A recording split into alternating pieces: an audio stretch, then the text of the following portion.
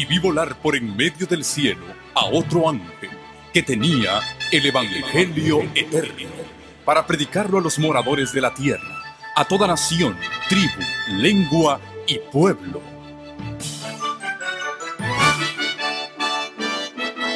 Con ustedes su programa cristiano con temas bíblicos de actualidad.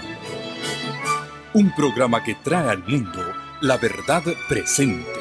Este es el Evangelio eterno.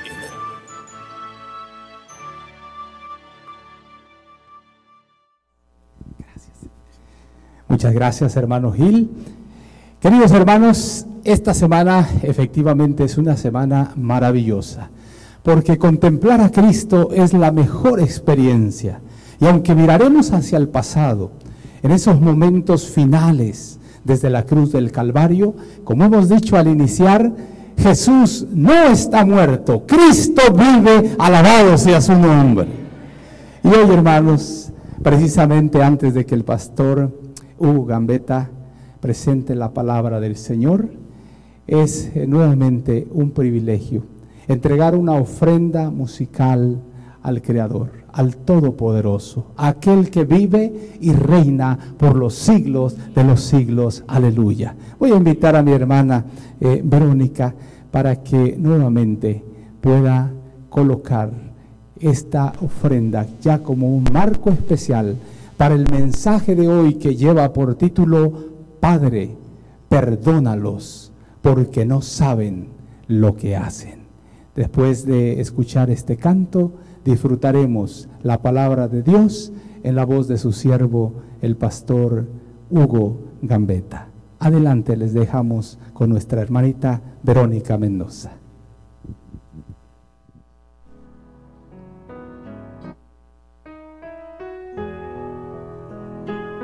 Para la honra y gloria de Dios.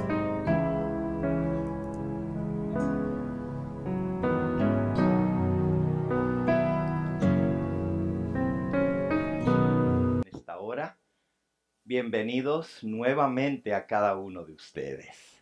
Nos sentimos felices de poder estar juntos esta semana recordando el gran sacrificio que nuestro Señor y Salvador hizo a favor nuestro. Me siento muy agradecido con Dios de poder compartir con ustedes estos 5 días que hemos de pasar juntos. El mundo cristiano celebra lo que se ha llegado a conocer como Semana Santa. Y realmente es una semana muy especial, la última semana que nuestro Señor Jesucristo pasó en esta tierra antes de hacer el sacrificio por nosotros. Vamos a estudiar algo muy especial sobre esta semana y nos vamos a concentrar especialmente en las palabras que Cristo pronunció estando colgado en la cruz. Pero antes de entrar a nuestro tema, yo sé que hemos orado en esta noche, hemos pedido la dirección de Dios, pero quisiéramos tener una oración encomendándome en las manos de Dios.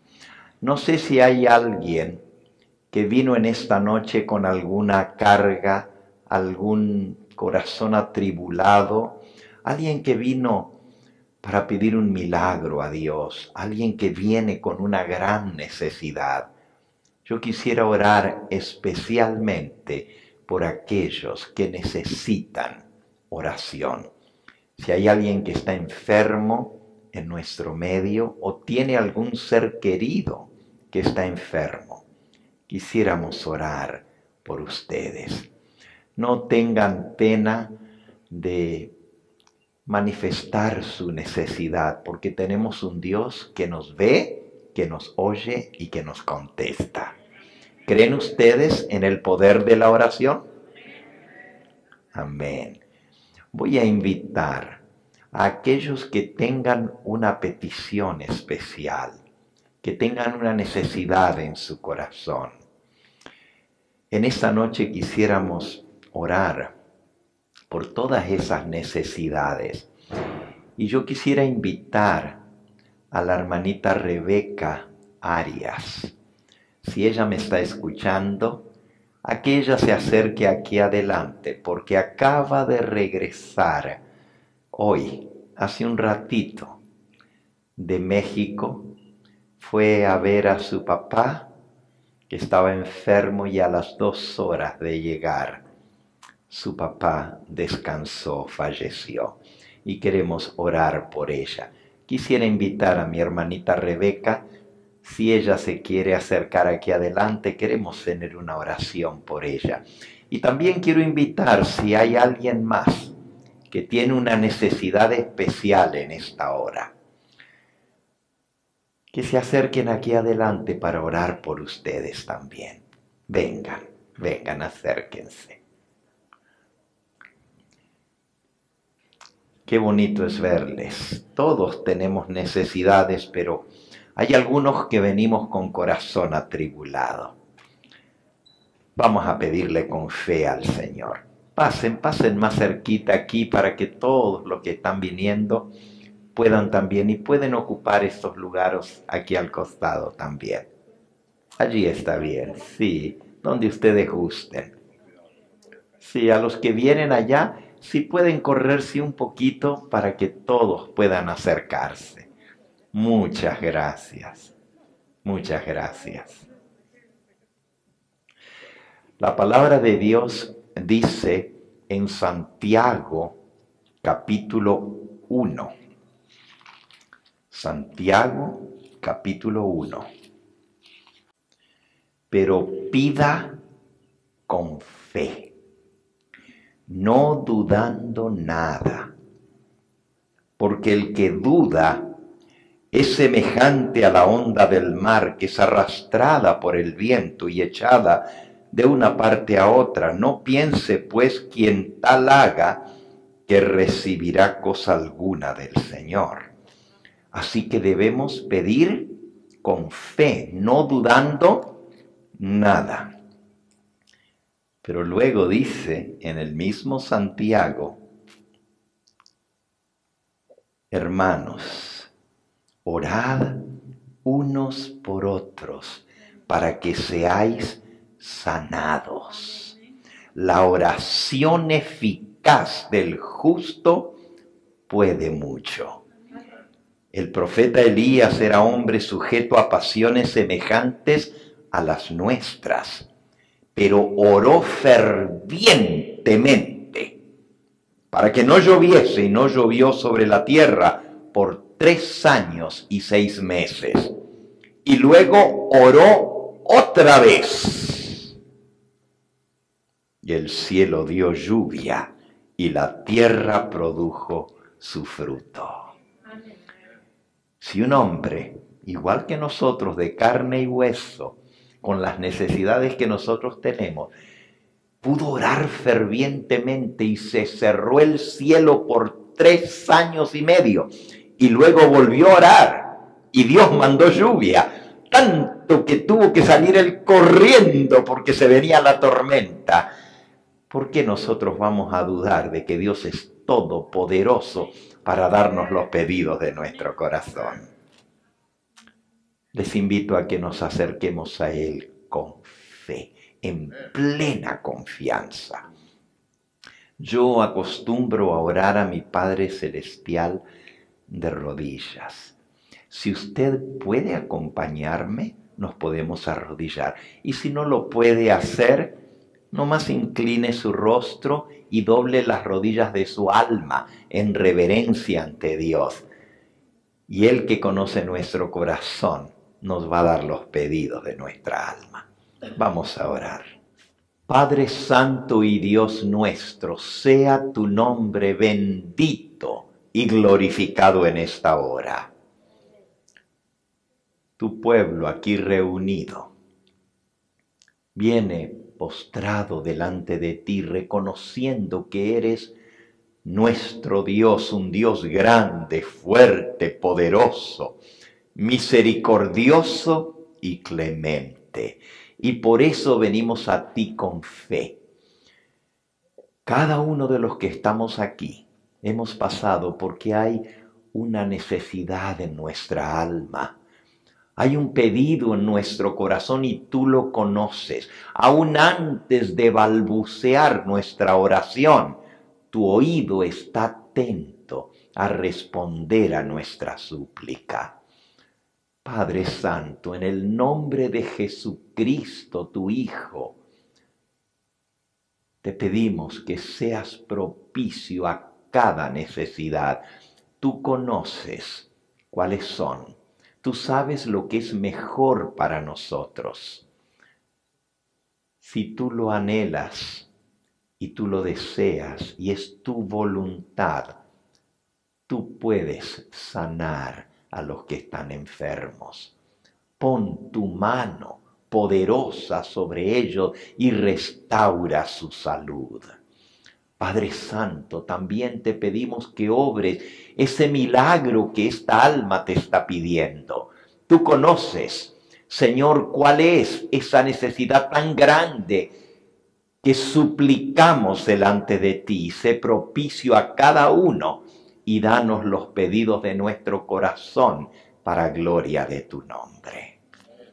Y ahora que nos aprestamos a leer tu santa palabra, me encomiendo en tus manos, Señor. Te pido que tú me des sabiduría de lo alto, que ilumines mi pensamiento y que me des palabras para compartir algo tan grande como son los sufrimientos de tu amado Hijo por nosotros. Entramos a este tema descalzos en reverencia. Entramos con corazones compungidos porque sabemos lo mucho que costó nuestra salvación.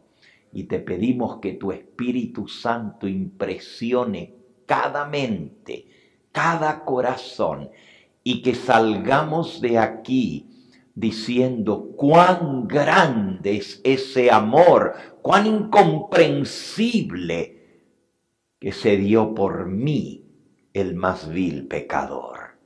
Gracias por escuchar nuestra oración y gracias porque sabemos que tenemos lo que te hemos pedido, porque tú prometiste todo lo que te pido, oh Jesucristo, tú nos lo darías. Es en ese bendito nombre que oramos y te lo agradecemos. Amén, Señor. Amén. Amén. Esta serie que consta de 7 temas lleva por título las 7 palabras de Cristo en la cruz. Las 7 palabras. Y aunque le llamamos palabras, son realmente declaraciones, frases. Podríamos haber escogido estos días especiales de repasar lo que sucedió desde ese domingo cuando Jesús entró en Jerusalén sobre un burrito en la entrada triunfal, cuando gritaban Hosana, Hosana, el Hijo de David, bendito el que viene en el nombre del Señor. Cada día de la última semana o la semana de la pasión de Cristo es memorable, pero escogimos estos días juntos concentrarnos en la cruz. Al Hijo de Dios pendiendo de la cruz. Y fueron 7 declaraciones solemnes, abarcantes. Solamente 7 veces Él prorrumpió palabra.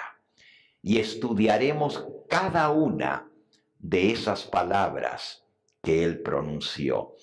Les invito a que abran el Evangelio de San Lucas. San Lucas,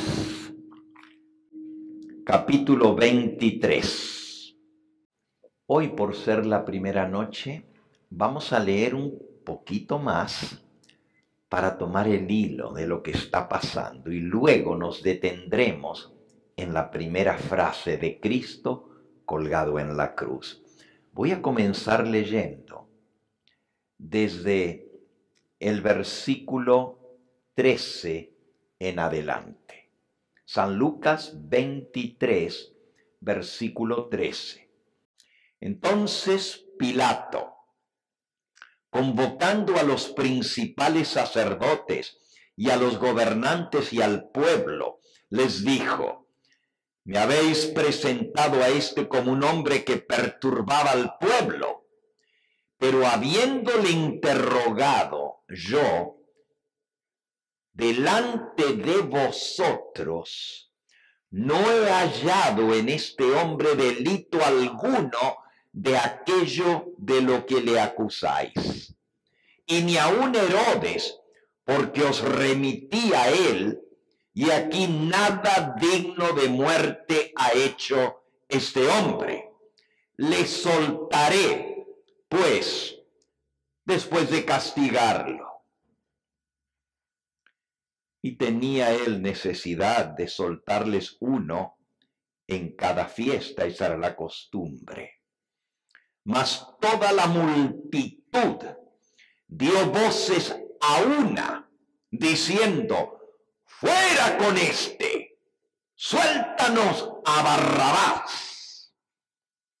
Este había sido echado en la cárcel por sedición en la ciudad y por un asesinato, un homicidio. Les habló otra vez Pilato, queriendo soltar a Jesús. Pero ellos volvieron a dar voces diciendo: ¡crucifícale, crucifícale! Y él les dijo por tercera vez: pues qué mal ha hecho este hombre. Ningún delito digno de muerte he hallado en él. Le castigaré pues y le soltaré. Mas ellos instaban a grandes voces pidiendo que fuese crucificado. Y las voces de ellos y de los principales sacerdotes prevalecieron. Entonces Pilato sentenció que se hiciese lo que pedían.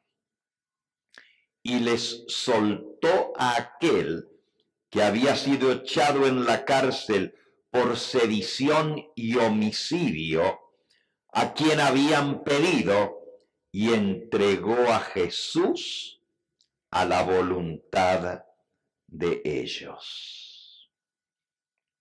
Y llevándole, tomaron a cierto Simón de Cirene, quien venía del campo, y le pusieron encima la cruz para que la llevase tras Jesús. Y le seguía gran multitud del pueblo y de mujeres que lloraban y hacían lamentación por él. Pero Jesús, vuelto hacia ellas, les dijo: hijas de Jerusalén, no lloréis por mí, sino llorad por vosotras mismas y por vuestros hijos. Porque aquí vendrán días en que dirán: bienaventuradas las estériles y los vientres que no concibieron y los pechos que no criaron. Y entonces comenzarán a decir a los montes: caed sobre nosotros, y a los collados cubridnos. Porque si en el árbol verde hacen estas cosas, en el seco, ¿qué no se hará? Llevaban también con él a otros 2, que también, como Barrabás, eran malhechores, para ser muertos. Y cuando llegaron al lugar llamado de la Calavera, le crucificaron allí, y a los malhechores, uno a la derecha y el otro a la izquierda. Y Jesús decía: Padre, perdónalos, porque no saben lo que hacen. Y repartieron entre sí sus vestidos, echando suerte. La primera declaración de Cristo sobre la cruz, porque ya le habían crucificado, fue: Padre, perdónalos, porque no saben lo que hacen. Esta primera de las 7 declaraciones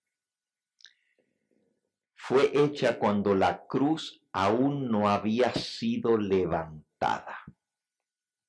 Jesús ya estaba clavado.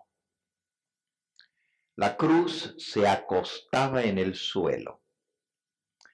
El reo era atado con los brazos extendidos y mientras estaba todavía la cruz en el suelo, se clavaban los clavos en las manos y en los pies para sujetar el cuerpo sobre el madero. La crucifixión era un acto atroz. De por sí, ver a un hombre colgado, sangrando, es una escena bastante fuerte. Los romanos utilizaban la crucifixión como un castigo máximo. La ley del Imperio Romano declaraba que ningún ciudadano romano podía ser crucificado por lo horrendo que era la crucifixión. Solamente se crucificaban a personas que no eran ciudadanos romanos. Y Jesús era judío. Los clavos que se usaban no eran como los de hoy en día, redonditos y pulidos. Eran como cuñas gruesas, forjadas sobre el yunque a golpes para darle la forma puntuda. Pero eran 10 veces más gruesas que un clavo de hoy en día. Eran estacas de hierro. Cuando vemos las escenas dibujadas de la crucifixión, normalmente vemos los clavos atravesados en la muñeca, en la palma. Todos los vestigios de crucifixión que vienen del primer siglo muestran que las crucifixiones clavaban las estacas o los clavos no en la palma de la mano, sino en la muñeca. La Biblia dice: atravesaron sus manos y sus pies. Y es cierto, en el idioma hebreo, la palabra yad, mano, incluye la muñeca. Nosotros le llamamos la mano y después le llamamos la muñeca. Pero en el idioma hebreo, todo, incluyendo hasta la primera parte del brazo, se le llama la mano.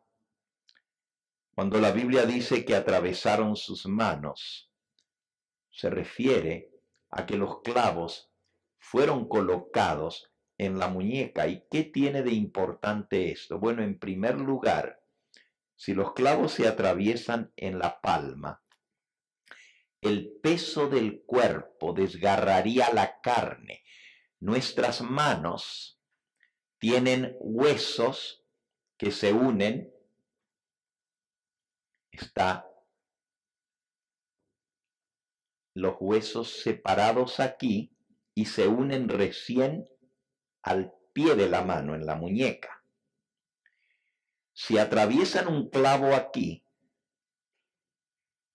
el peso del cuerpo desgarraría la carne porque no hay un hueso que lo sostenga y se caería el cuerpo de la cruz. Por eso los clavos se colocaban en la muñeca. Aquí en la muñeca hay huesos que están unidos y que pueden sostener el peso del cuerpo. Les decía que el único lugar donde se puede sostener el peso de la cruz, del cuerpo en la cruz, es en la muñeca. Si usted pone su mano en la muñeca y la deja suelta, trate esto, va a encontrar que hay un huequito aquí entre medio de los huesos. Póngala suelta, no dura, sino suelta, y presione entre medio. Y va a sentir que hay un huequito allí. Allí es donde se ponen los clavos. Todos los ejemplos de crucifixión que nos vienen del primer siglo, este era el lugar de los clavos. ¿Por qué menciono esto? Porque justamente por ese lugar es donde pasan todos los nervios de la mano. Y cuando los clavos gruesos y ásperos y toscos atraviesan este lugar, el dolor es insoportable, porque le está destruyendo los nervios de la mano. Menciono esto porque muchos desconocen este hecho de dónde se colocan los clavos. En el caso de los pies, el clavo es solo para sostenerlo en su lugar, pero no aguanta el peso. Allí sí puede ser colocado los clavos al frente, porque si ustedes recuerdan, en la cruz tiene como una pequeña base de madera que es donde se apoya el reo cuando está colgado. Y de esa manera puede empujarse hacia arriba. Normalmente no se crucificaban de frente, sino de costado y en esta posición. Los brazos extendidos y las rodillas flexionadas. La razón para eso es que cuando uno inhala aire, se llenan los pulmones, pero para poder exhalar el aire, el peso del cuerpo evita que se suelte el aire porque el diafragma comprime los pulmones y no puede soltar. Entonces la única manera es que la persona se empuje con los pies hacia arriba y suelte.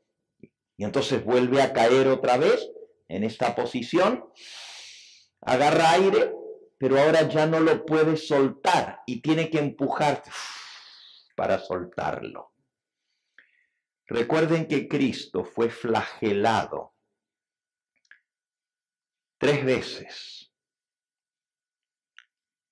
con el flagelo, rebenque o látigo. Ese látigo tenía no solamente lonjas de cuero, pero también tenía atado en el rebenque, en el látigo, pedazos de hueso filoso y en algunos casos hasta vidrios atravesados, con lo cual se golpeaba la espalda. Los golpes que Jesús recibió, según la ley romana, fueron 39 latigazos. Pero cada vez que le daban en la espalda, al sacar el látigo venía pegado pedazo de carne. Se destrozaba totalmente la piel, los músculos que rodean la columna vertebral. La herida quedaba totalmente abierta. No sé cuántos de ustedes alguna vez les tocó el poder ver la película que lleva por título la de Mel Gibson, una película muy famosa, ¿verdad?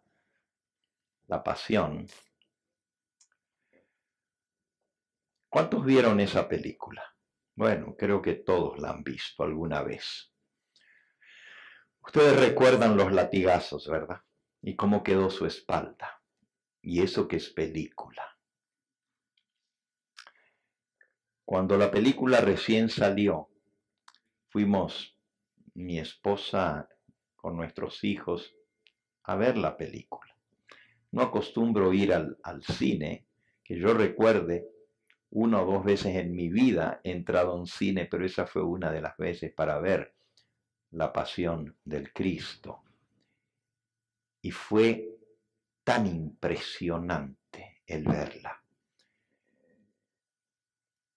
Parecía un acto religioso porque el cine estaba lleno, era el estreno de la película y no había más espacio. Y era un silencio sepulcral, pero cuando comenzaron a golpearlo, a darle los latigazos, se comenzaron a escuchar sollozos dentro del cine y la gente comenzó a llorar. Yo estaba viendo, pero seguían dándole y seguían dándole y seguían dándole y no acababan. Y hubo un momento que yo tuve que retirar mi rostro de la pantalla porque ya no soportaba más verlo. Su espalda quedó toda hecha trizas, destrozada. Los nervios a la vista. Cuando le quitaron su manto, arriba de las heridas abiertas le pusieron el manto. La sangre se secó y se pegó al manto. Pero cuando le sacaron el manto porque lo desnudaron, se vino la carne pegada y se volvieron a abrir las heridas y comenzó a chorrear la sangre. Cuando lo crucificaron sin ropa, dice, echaron suerte sobre sus vestidos. La espalda estaba pelada, toda lastimada. Al ponerlo sobre la cruz, imagínense los nervios de la espalda tocando una madera tosca. No estaba bien lisita y lijada. Era cortada toscamente.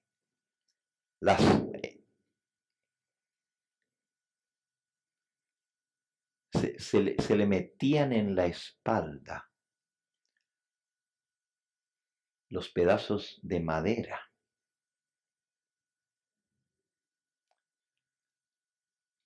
Astillas.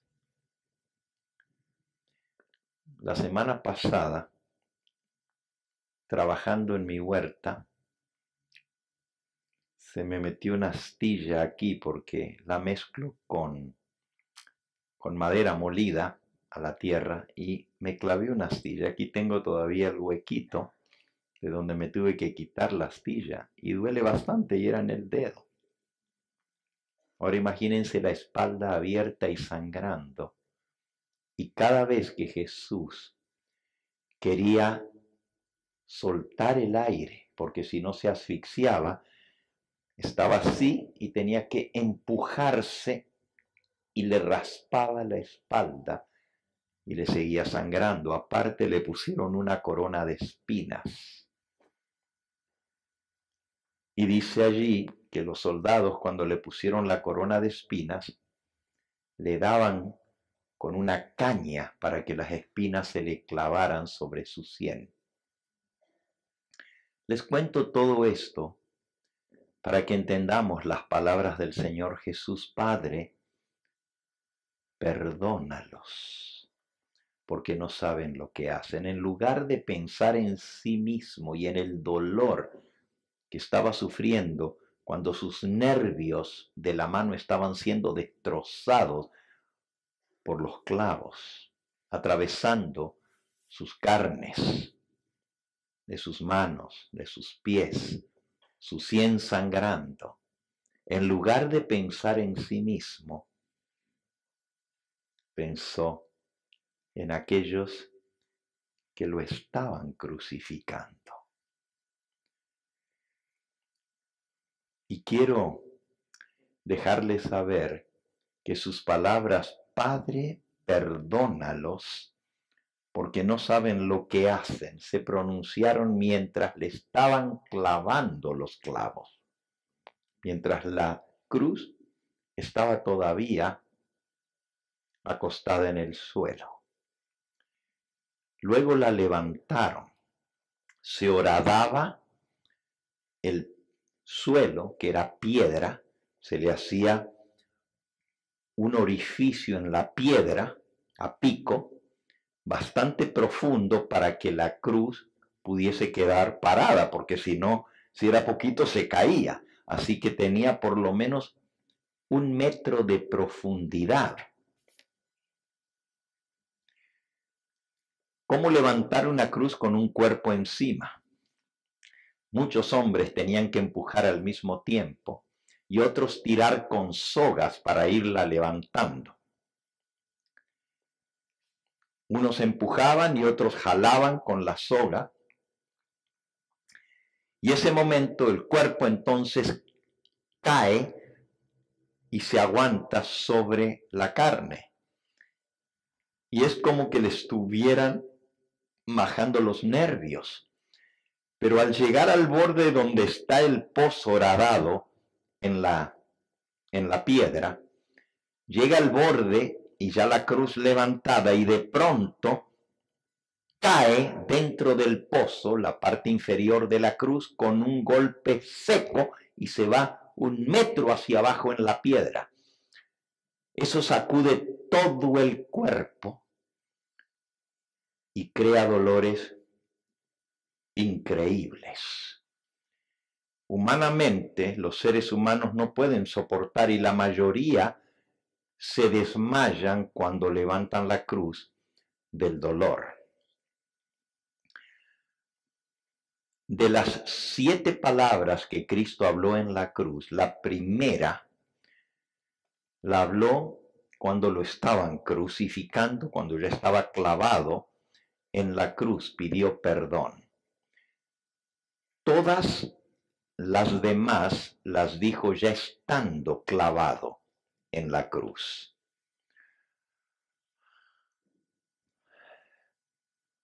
¿Por quién oró Jesús?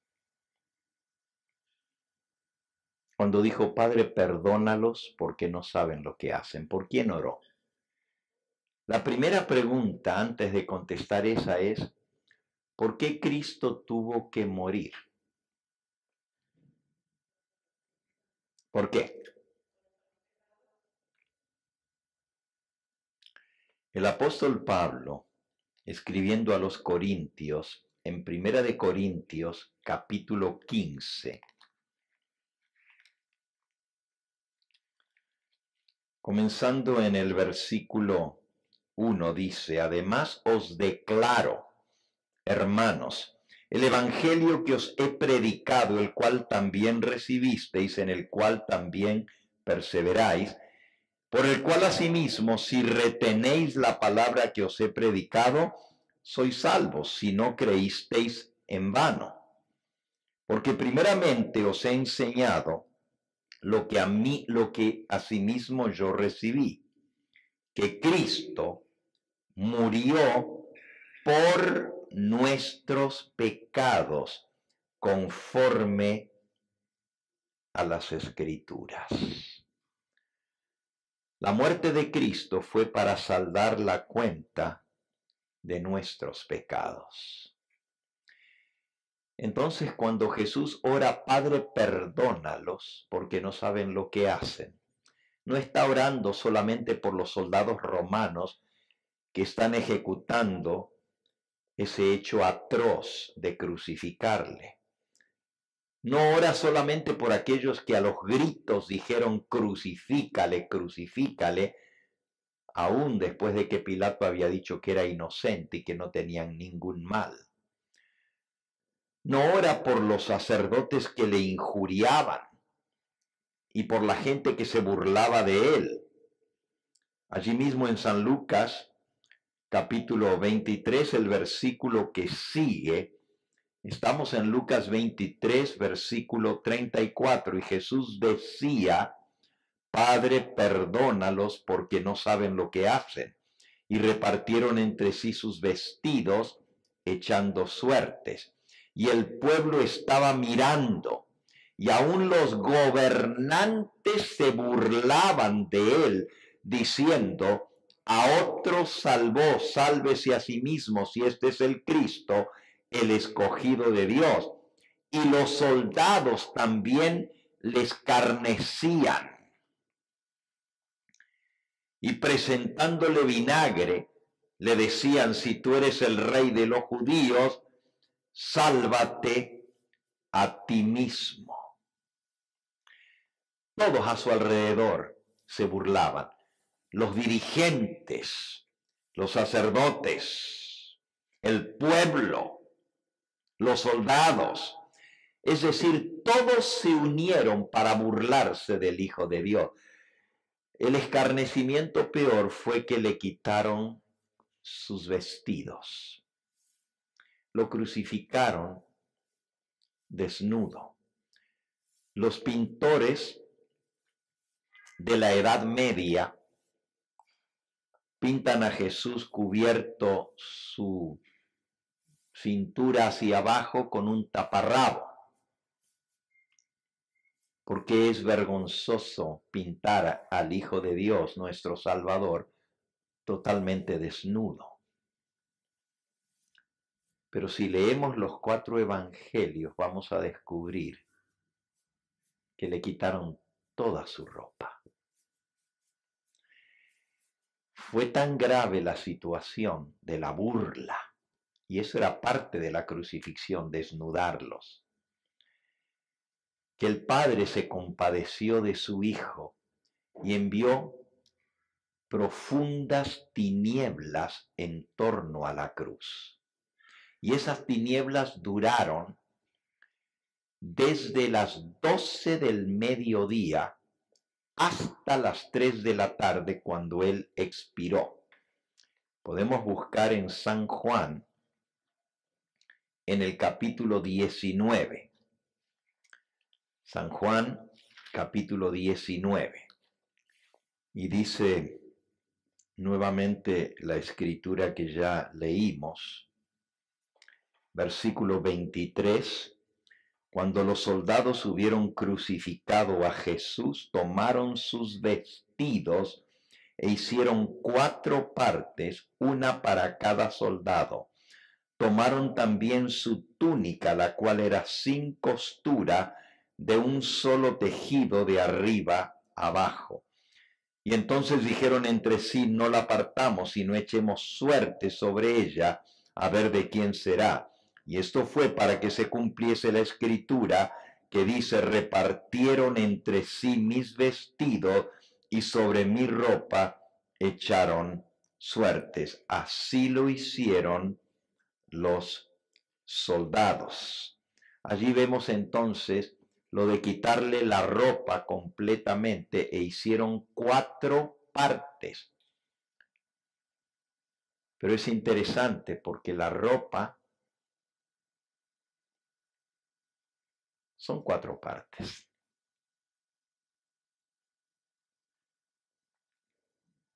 Se repartieron todo, no quedó nada. En San Mateo, en el capítulo 27, Mateo capítulo 27, dice en el versículo 41, de esta manera también los principales sacerdotes, escarneciéndole con los escribas y los fariseos y los ancianos, decían: a otro salvó, a sí mismo no se puede salvar.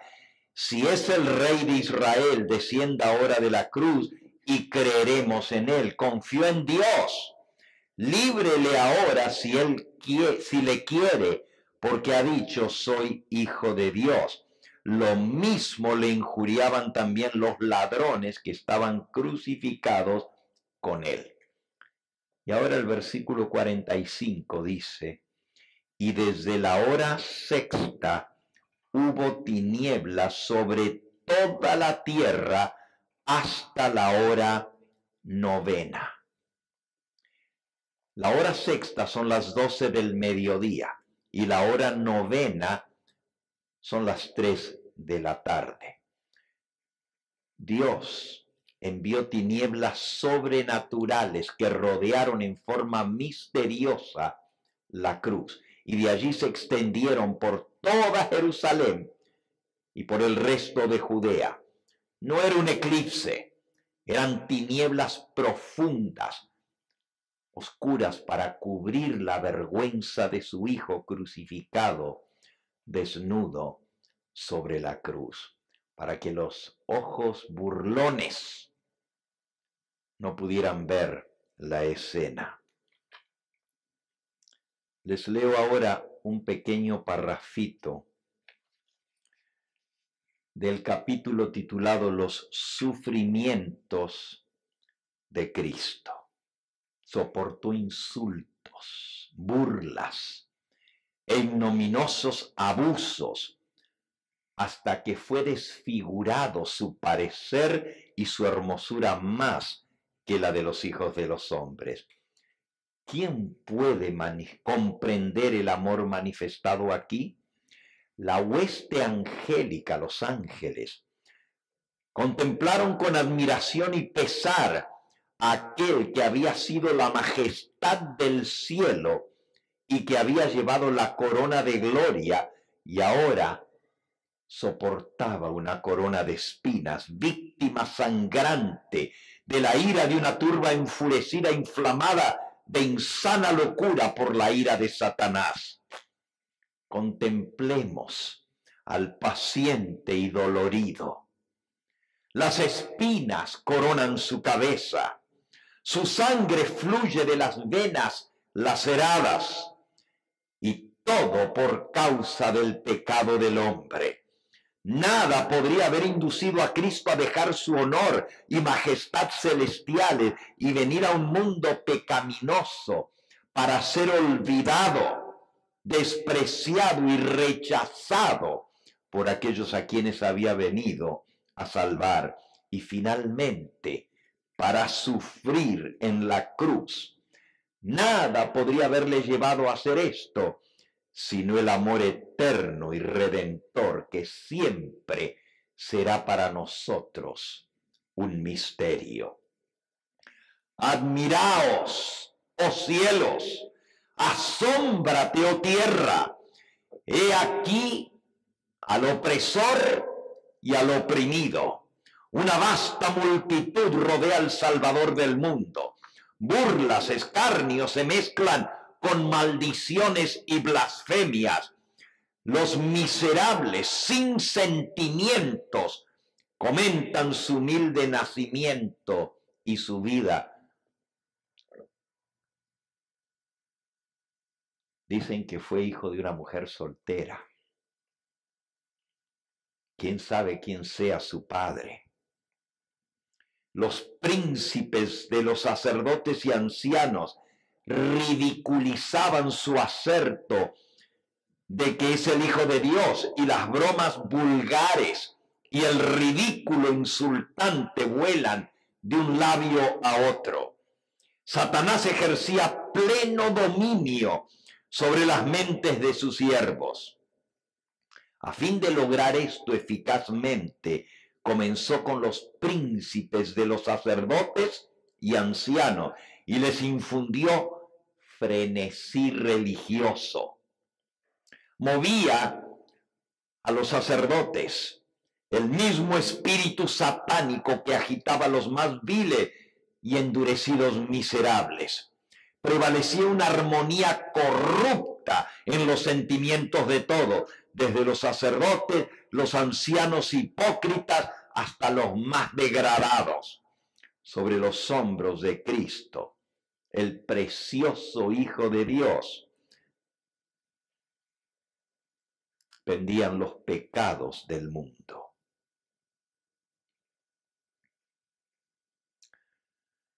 Sus entristecidos discípulos vieron la turba homicida, lo vieron clavado en la cruz, colgado entre cielo y tierra. Sus corazones rebosaban de angustia al ver a su amado Maestro sufriendo como un criminal. Cerca de la cruz, los ciegos, fanáticos e infieles sacerdotes y ancianos le escarnecían y se burlaban de él diciendo: tú que derribas el templo y en 3 días lo reedificas, sálvate a ti mismo si eres el Hijo de Dios, desciende ahora de la cruz. De esta manera también los príncipes de los sacerdotes, escarneciendo con los escribas y los fariseos y los ancianos, decían: a otro salvó, a sí mismo no se puede salvar. Confió en Dios, líbrele ahora si quiere, porque ha dicho: yo soy el Hijo de Dios. Ni una palabra contestó Cristo a todo esto. Mientras se hundían los clavos en sus manos y grandes gotas de sudor agónico brotaban de sus poros, los labios pálidos y temblorosos del doliente inocente exhalaron una oración de amor perdonador en favor de sus homicidas. Padre, perdónalos, porque no saben lo que hacen. Todo el cielo contemplaba la escena con profundo interés. El glorioso Redentor del mundo sufría la penalidad que merecía la transgresión de la ley de su Padre que había cometido el hombre. Estaba por redimir a su pueblo con su propia sangre. Estaba pagando lo que con justicia exigía la santa ley de Dios. Tal era el medio por el cual se había de acabar finalmente con el pecado, con Satanás y su hueste. Oh, ¿hubo alguna vez sufrimiento y pesar como el que soportó el Salvador moribundo? Lo que hizo tan amarga su copa fue la comprensión del desagrado de su Padre por el pecado. No fue el sufrimiento corporal lo que acabó tan prestamente con la vida de Cristo en la cruz. Fue el peso abrumador de los pecados del mundo y la sensación de la ira de su Padre contra el pecado. La gloria de Dios y su presencia sostenedora le habían abandonado. La desesperación le aplastaba con su peso tenebroso. Y vamos a ver otra frase que él dijo El, el tema de mañana es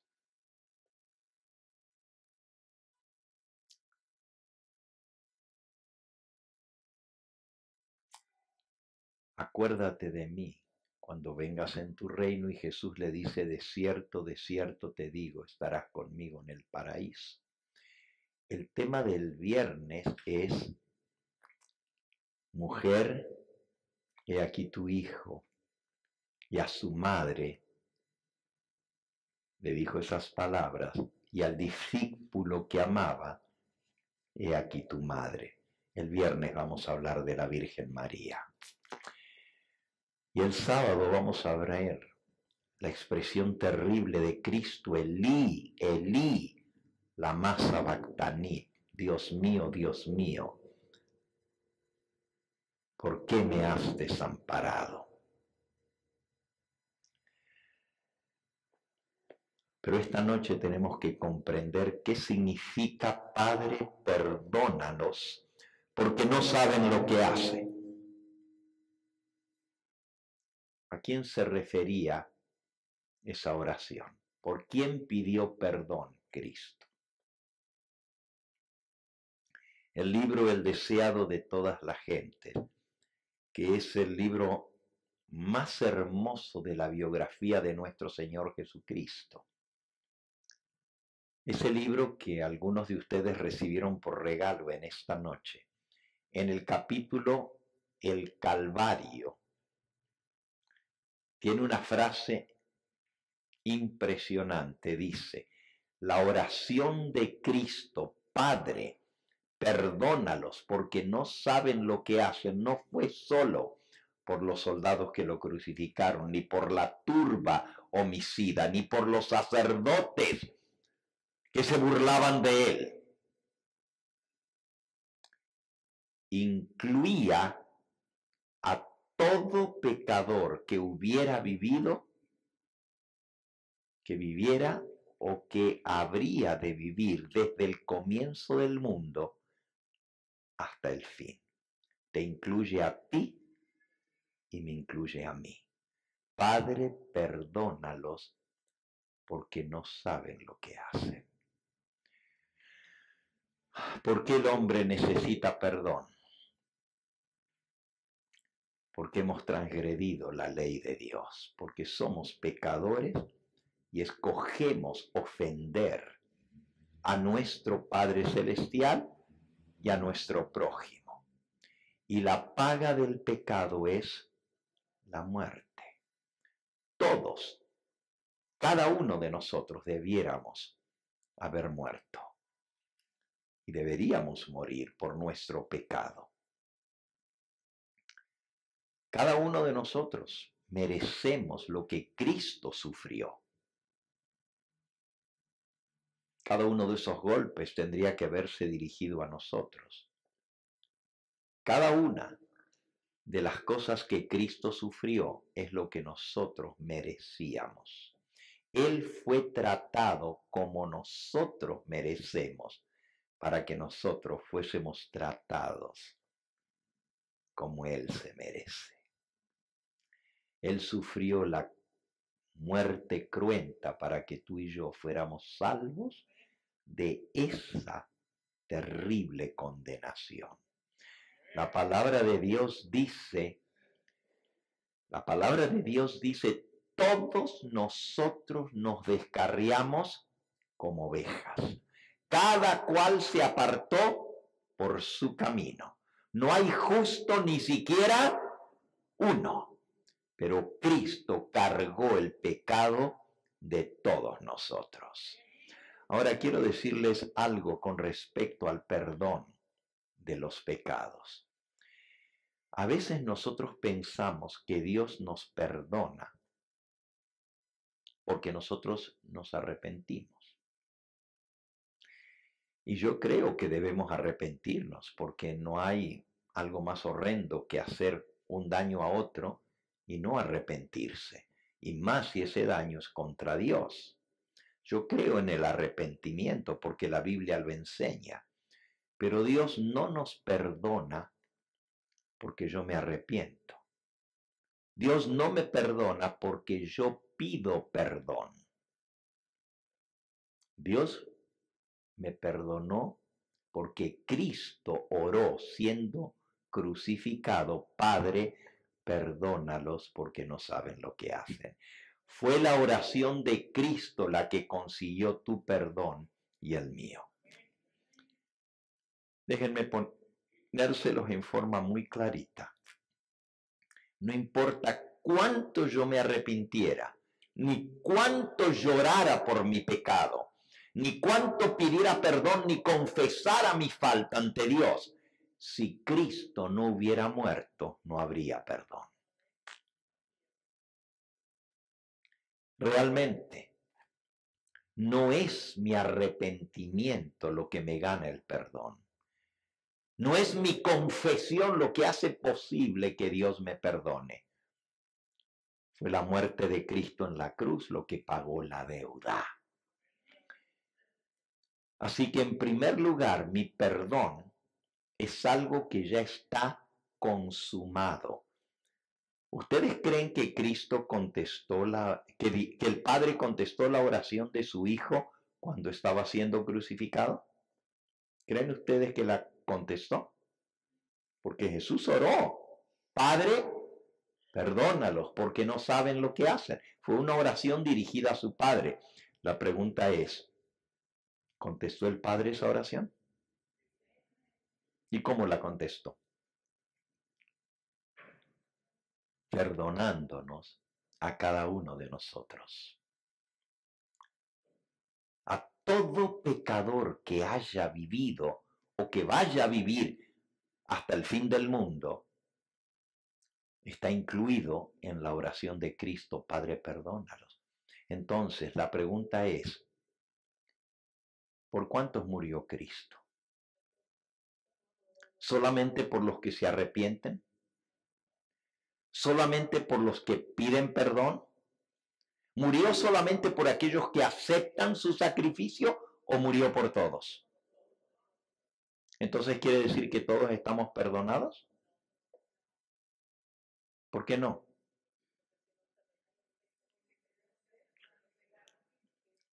A ver, leamos lo que dice la Escritura. Primera de Juan, capítulo 2, versículo 2. Y Cristo es la propiciación por nuestros pecados. Y no solamente por los nuestros, sino también por los de todo el mundo. ¿Por cuántos murió Cristo? No solo por los nuestros, por los del mundo entero. Busquen otro versículo. Segunda de Corintios, capítulo 5, dice el versículo 19. Dios estaba en Cristo. Segunda de Corintios 5:19. Dios estaba en Cristo reconciliando consigo al mundo, no tomándoles en cuenta a los hombres sus pecados. ¿A quién no les toma en cuenta Dios los pecados? A los hombres, dice aquí, a todos los seres humanos, no nomás al que se arrepiente. La gente piensa, si yo me arrepiento y pido perdón, pues Dios me perdona y no me toma en cuenta mis pecados. Pero el que no se arrepiente, Dios no lo puede perdonar. Pero aquí dice que Dios estaba en Cristo reconciliando consigo al mundo. Es decir, a través de la muerte de Cristo, el mundo entero fue reconciliado con Él. ¿Qué quiere decir reconciliado? Ustedes saben lo que es la reconciliación, ¿verdad? No hay nada más lindo que la reconciliación. Cuando hemos ofendido y estamos distanciados, no hay comunicación. Pero cuando dos seres humanos que se han ofendido se reconcilian, ahora se aceptan el uno al otro. Y si Dios reconcilió consigo al mundo, es porque el mundo quedó separado de Dios por el pecado. Isaías 59, 2. Isaías 59, 2.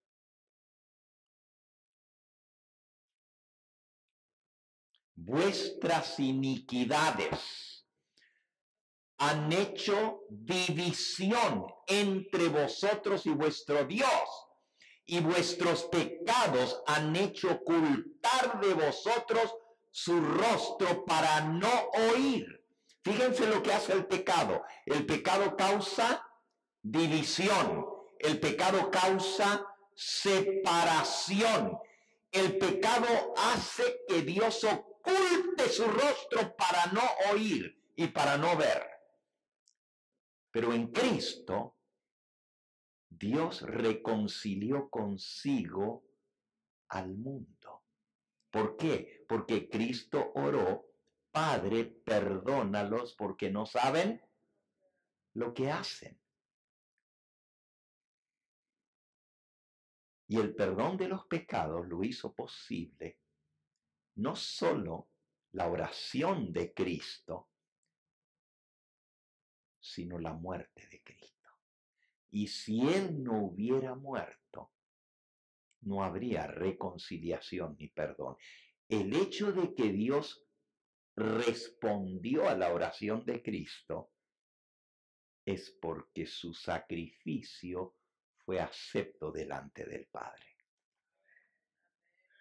Así que lo primero que hemos dicho del perdón de los pecados es que Dios hizo provisión para el perdón de los pecados a través de su Hijo.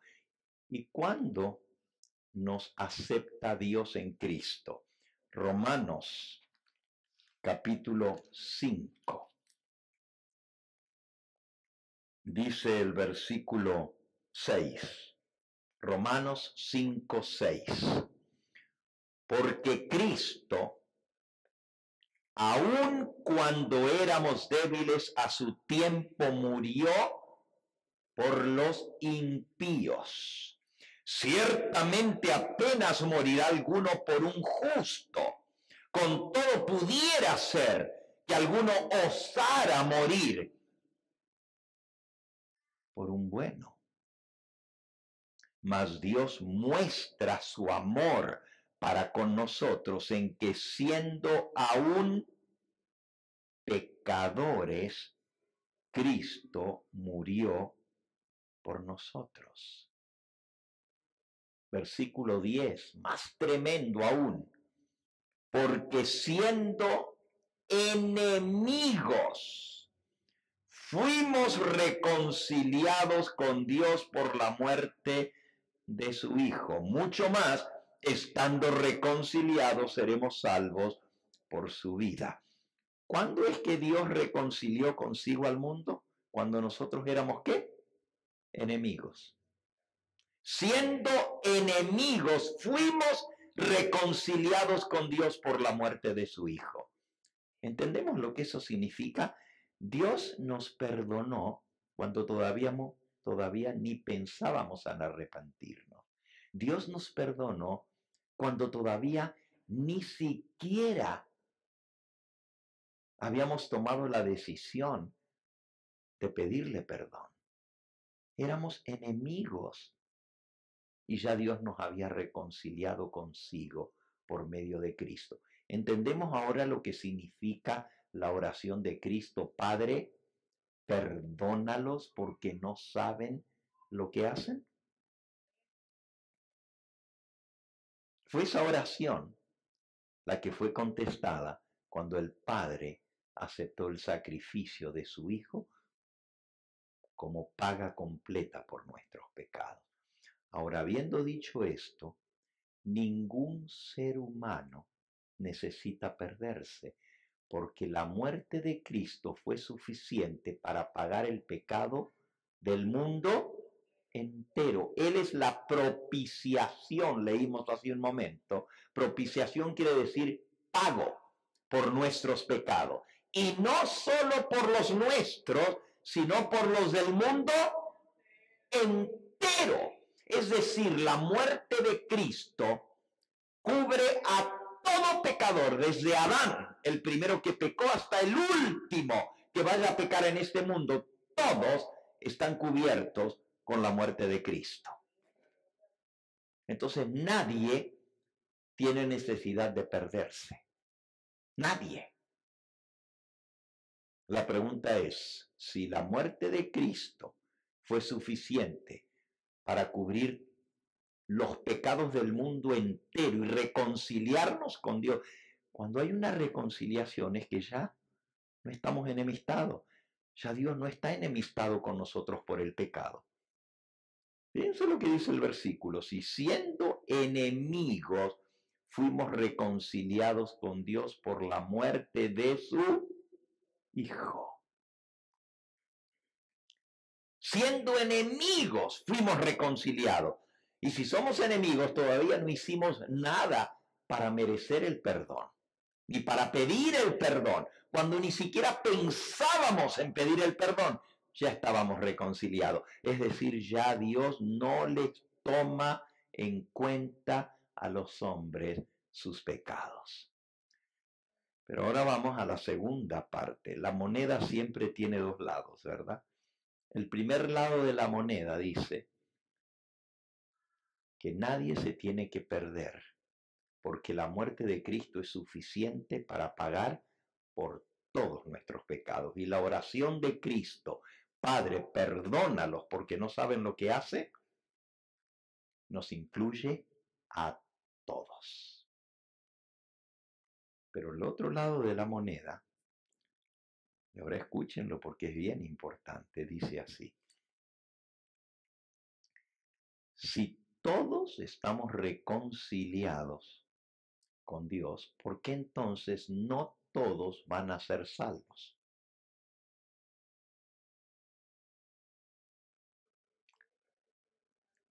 Ok. Si siendo enemigos fuimos reconciliados con Dios por la muerte de su Hijo, ¿cuánto más estando ya reconciliados seremos salvos por su vida? La gente dice, somos salvos por la muerte de Cristo. No. Eso no es lo que dice allí. La gente dice, la muerte de Cristo nos salva. Eso no es lo que dice allí. Somos reconciliados por su muerte, pero somos salvos por su vida. ¿Por qué? Porque ahora Cristo está vivo a la diestra de Dios e intercede por nosotros. Y la salvación tiene que ver con la obra que Cristo hace en el santuario celestial para aplicar los méritos de su muerte individualmente a nosotros. Puesto en palabras más sencillas, para que tú y yo seamos salvos, Cristo tiene que interceder por nosotros y decirle al Padre, Padre, mira, mi muerte cubrió por los pecados de María y de Juan, pero ellos han aceptado mi sacrificio. Perdónalos, Padre. Para que el perdón se haga efectivo en nosotros, tiene que ser aceptado por el individuo, porque Dios no salva a nadie que no quiera ser salvo. Dios no perdona a nadie que no quiera ser perdonado. Para que yo pueda ser perdonado, no hice nada de mi parte para ganar ese perdón.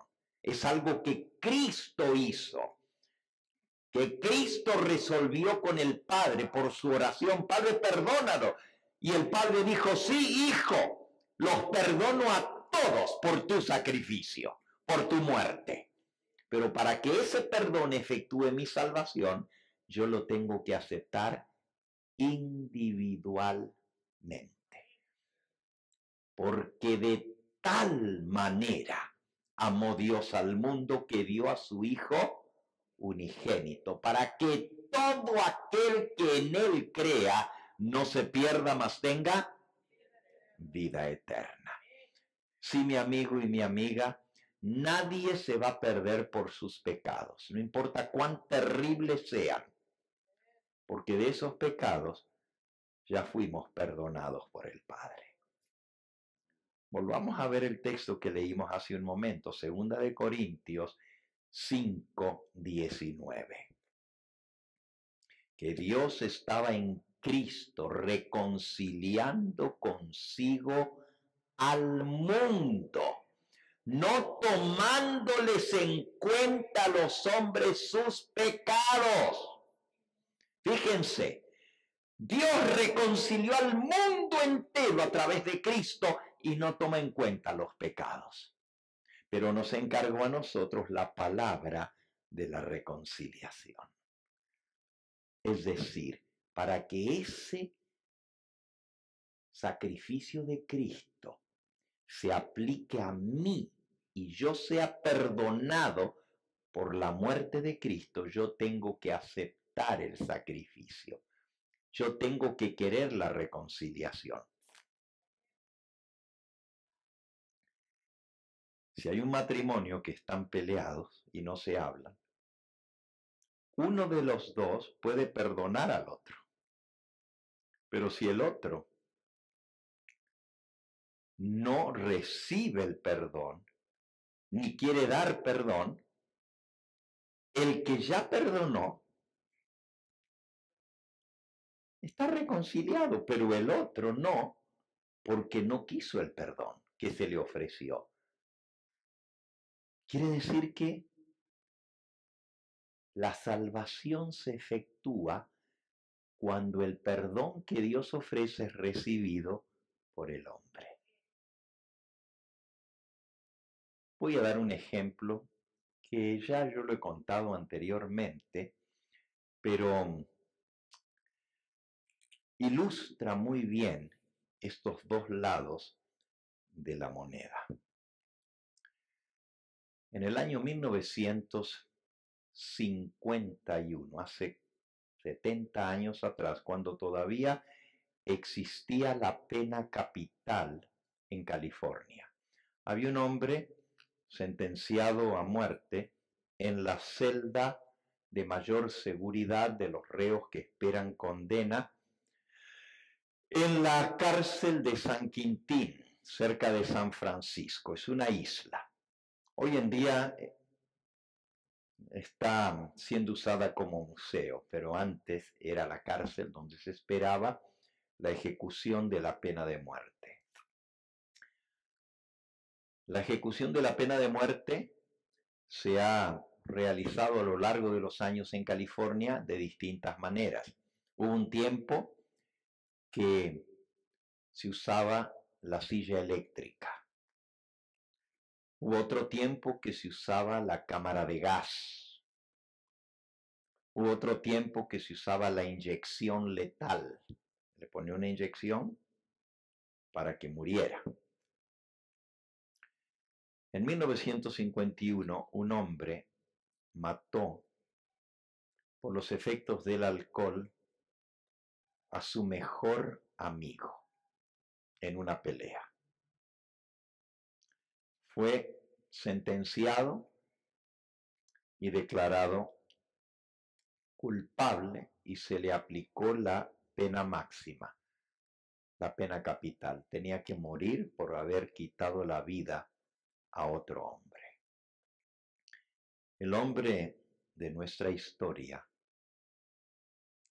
no era un malhechor, pero como todos nosotros, cuando tenemos odio en el corazón, podemos hacer cosas muy horrendas en un momento de arrebato. Y así este hombre le quitó la vida. Se arrepintió de todo corazón, era su mejor amigo, se habían criado juntos desde niños. Nada se podía hacer. La viuda del que había muerto y los niños quedaron huérfanos.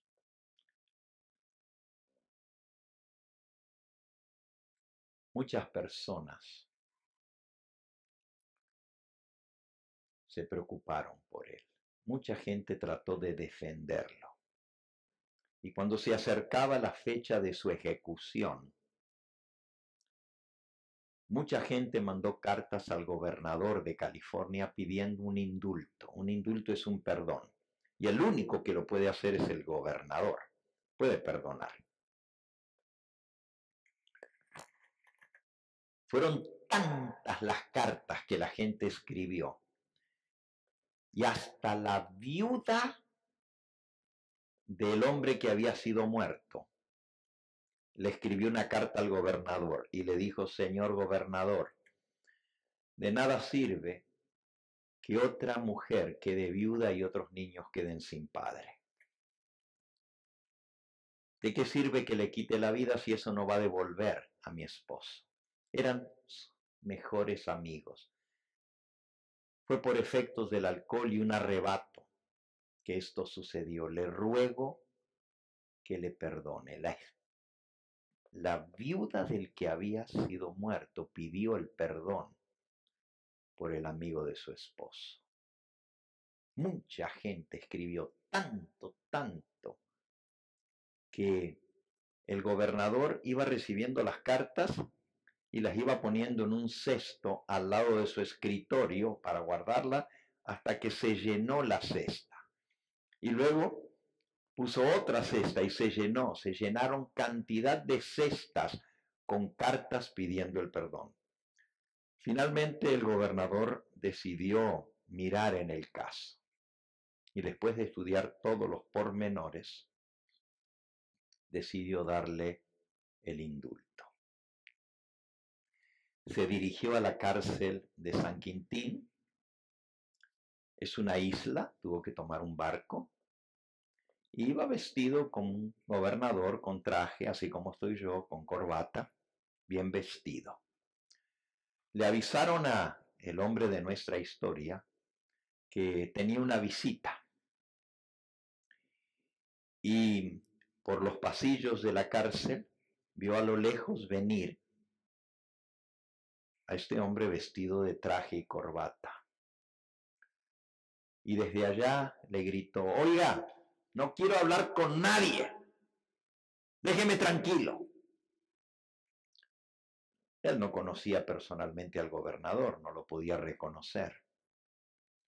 El gobernador siguió avanzando hacia la celda y el hombre de nuestra historia volvió a decirle: mire, ya tuve bastante religión cuando era niño y aquí han venido decenas de ministros para hablar conmigo. No quiero escuchar a nadie más, váyase. Lo confundió con un pastor por cómo iba vestido. El gobernador siguió acercándose y cuando ya estaba cerca de la celda, el hombre de nuestra historia gritó desaforado: o se va o llamo al guardia, no voy a hablar con nadie. Pero joven, le dijo el gobernador, tengo las mejores noticias para usted, déjeme que le hable. Sí, ya escuché de las buenas noticias, ya sé que Dios me perdona, ya yo pedí perdón, déjeme tranquilo. Pero joven, ¿no entiende usted que lo que yo le traigo es la mejor noticia que usted puede escuchar? Ya yo acepté las noticias de que Cristo murió por mí. Déjeme tranquilo. Finalmente, el gobernador se dio la vuelta y se fue por donde vino. Al rato vino el guardia y le dijo: veo que recibiste la visita del gobernador. ¿De quién? Ese hombre que venía a hablarte era el gobernador de California. No, sí, ¿y sabes qué? traía la carta de indulto aquí en su bolsa. Venía a entregarte el perdón. No, no puede ser, por favor, deme lápiz y papel. Y rápido comenzó a escribir: señor gobernador, ruego que me perdone, lo confundí con un ministro religioso. La carta le llegó al gobernador. Cuando vio de quién venía, dio vuelta a la hoja y en la parte de atrás escribió: ya no me interesa este caso. No longer interested in this case. Cuando llegó el día de la ejecución, le dieron la oportunidad al hombre que iba a ser muerto de decir unas palabras. Se había reunido muchos reporteros de periódicos, de radios. Estaba llena el patio de la cárcel frente a la cámara donde lo iban a ejecutar. Y él salió al patio, había una separación, y todos estaban tomando nota de lo que él decía. Y dijo: señores, quiero decir unas cortas palabras. Agradezco a todos los que enviaron cartas al gobernador por mí. Quiero decirles que en este día muero, no por el acto que cometí. Es cierto que maté a mi mejor amigo en un arrebato. Es cierto que soy culpable. Y es cierto que merezco la muerte, pero no muero por lo que hice. De ese pecado fui perdonado. El gobernador de California escribió mi carta de perdón. Si hoy muero, fue porque me negué a recibir el perdón. Y eso es exactamente lo que pasa con la salvación. Exactamente. Si alguno de nosotros, de los que estamos aquí hoy, de los que me escuchan por los medios de comunicación, le toca enfrentarse al juez supremo del universo y se pierde eternamente, no va a ser por los pecados que cometió, porque de esos pecados ya fuimos perdonados. Y la carta de perdón se escribió y se firmó con la sangre del Hijo de Dios. Él fue el que oró: Padre, perdónalos porque no saben lo que hacen. De esos pecados, de todos nuestros pecados, ya fueron saldados por Cristo. Si alguno se pierde, es porque se niega a recibir el perdón que Jesús gratuitamente le ofrece. Te pregunto en esta noche, ¿qué harás con Jesús? Es muy bonito venir a la iglesia a recordar lo que Él hizo por nosotros. Todo lo que Él sufrió, lo sufrió por ti y por mí. Él podría haberse regresado con su Padre. Y sin embargo, estuvo dispuesto a morir para que tú y yo pudiéramos ser salvos. Nuestro último versículo, ustedes lo saben de memoria, pero vamos a leer el que sigue también. Juan 3:16 dice: porque de tal manera, díganlo conmigo, porque de tal manera amó Dios al mundo, que ha dado a su Hijo unigénito, para que todo aquel que crea en Él no se pierda, mas tenga vida eterna. Pero ahora el 17, porque no envió Dios a su Hijo al mundo para condenar al mundo, sino para que el mundo sea salvo por Él. Qué lástima que no está, ahí está. No envió Dios a su Hijo al mundo para condenar al mundo, sino para que el mundo sea salvo por Él. 18. El que en Él cree no es condenado, pero el que no cree, ¿qué dice? ya ha sido condenado, porque no ha creído en el nombre del unigénito Hijo de Dios. Les pregunto, ¿qué hay que hacer para estar condenados? Nada. Para condenarse no hay que hacer nada. El que en él cree no es condenado, pero el que no cree ya ha sido condenado. Porque no hay justo ni siquiera uno. Y todos estamos condenados por nuestros pecados. Pero Dios envió a su Hijo al mundo, no para condenar al mundo, sino para que el mundo sea salvo por él. Pero para eso hay que aceptar el perdón que Cristo nos ganó con su propia sangre. La carta del perdón no la escribió el gobernador de California, la escribió el gobernador del universo. Y la firmó con su propia sangre. Todos podemos ser perdonados si tan solo aceptamos el sacrificio que Cristo nos ofrece. ¿Qué harás con él? ¿Qué harás con su sacrificio? ¿Valió de algo la oración de Cristo, Padre, perdónalos porque no saben lo que hacen? Si tú no lo recibes, estás condenado. Pero si crees, no tienes que condenarte. Puedes ser perdonado y ese perdón se puede hacer efectivo en tu vida hoy mismo. Mi pregunta es, ¿crees? ¿Aceptas? Es un regalo de Dios. No tienes que hacer nada para comprarlo. Él ya pagó la deuda. Lo que tienes que hacer es aceptarlo. Si yo te digo, te regalo un carro,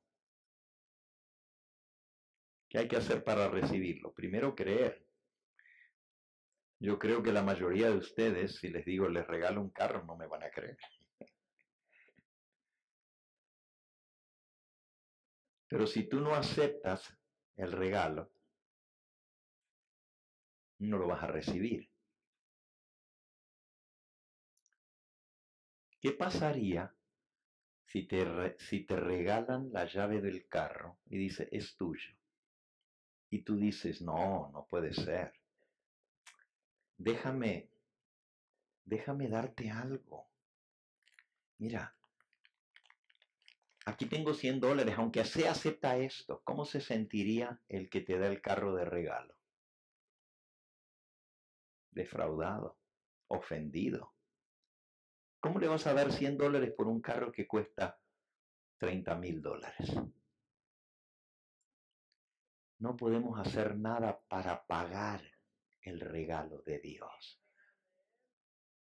La paga del pecado es muerte, más el regalo, la dádiva de Dios es vida eterna en Cristo Jesús, Señor nuestro.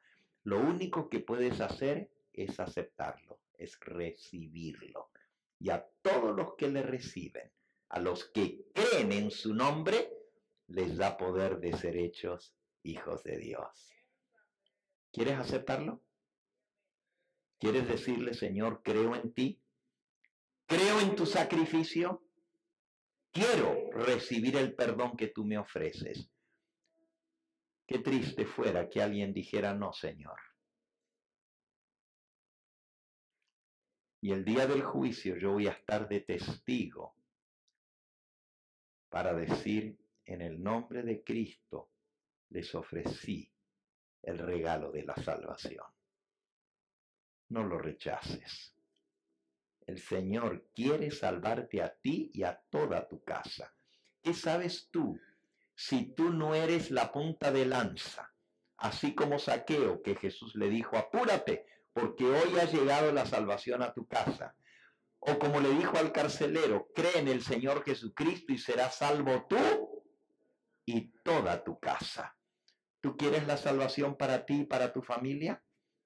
Pues síguelo tú, porque tú puedes abrir la brecha mediante la cual la bendición llegue a tu casa. y por ti puede ser salva toda tu familia. Quiero darte la oportunidad en esta hora de decirle que sí al Señor, que crees en Él y aceptas el regalo que Él te ofrece. La oración de Cristo: Padre, perdónalos porque no saben lo que hacen, se aplica a ti y se aplica a mí. ¿Quieres aceptar el perdón que Él te ganó con su propia sangre? ¿Hay alguien aquí en esta hora presente que quiere decir: pastor, yo quiero aceptar al Señor Jesús como mi Salvador y Señor?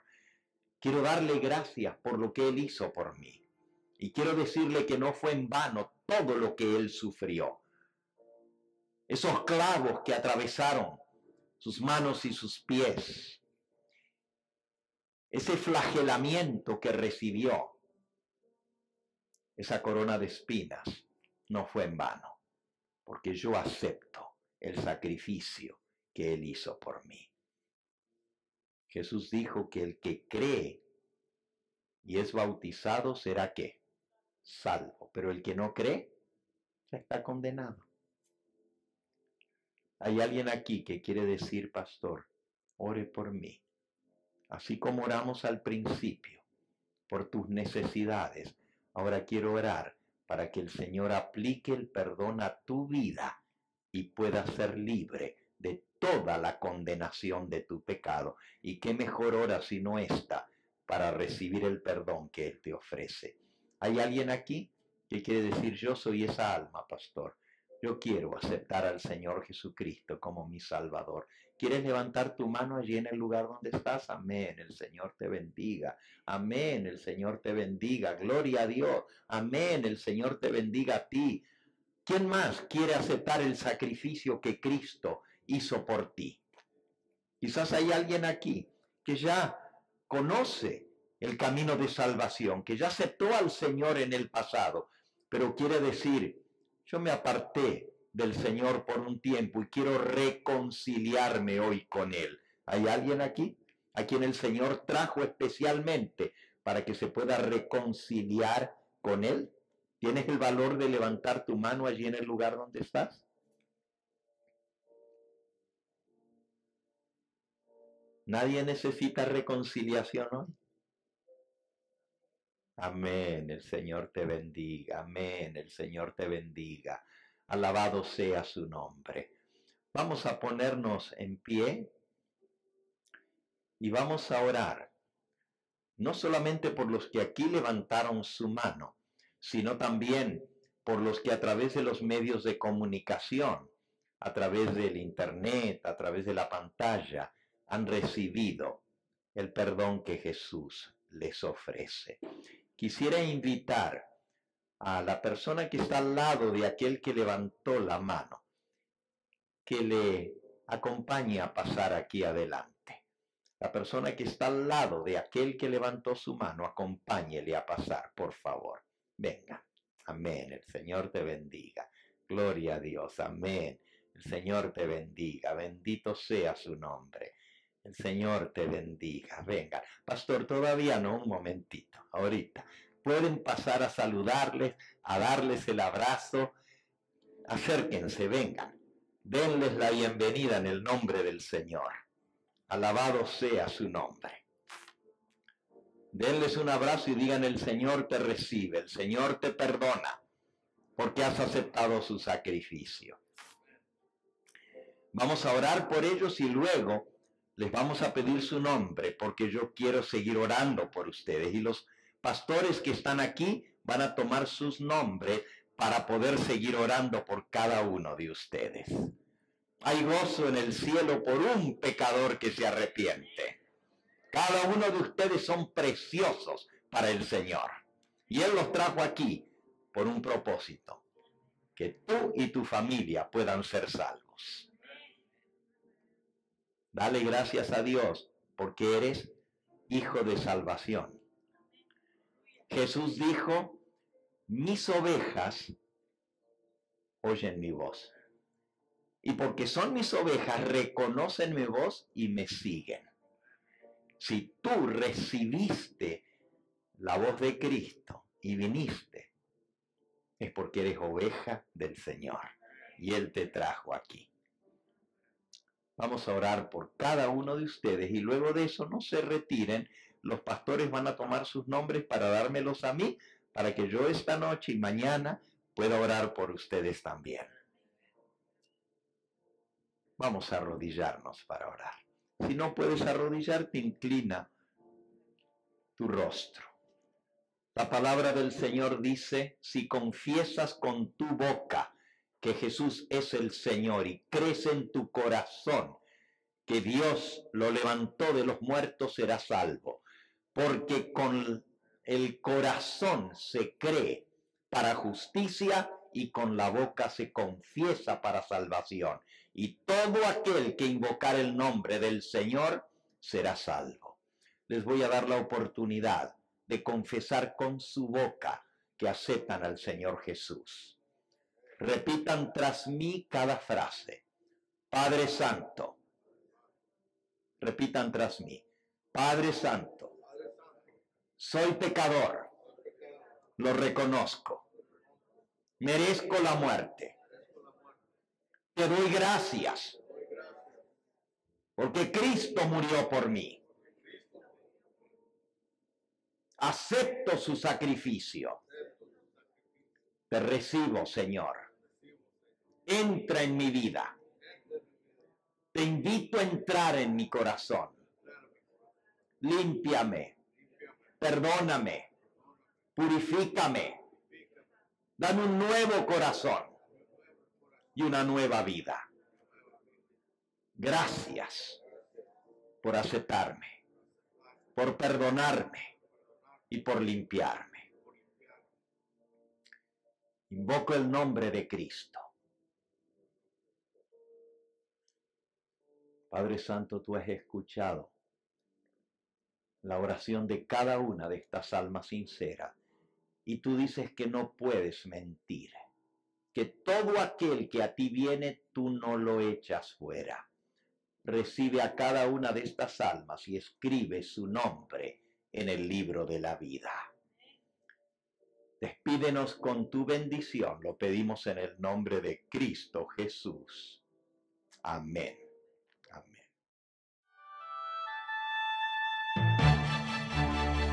Este fue el Evangelio Eterno, su programa cristiano de actualidad bíblica, trayendo al mundo la verdad presente.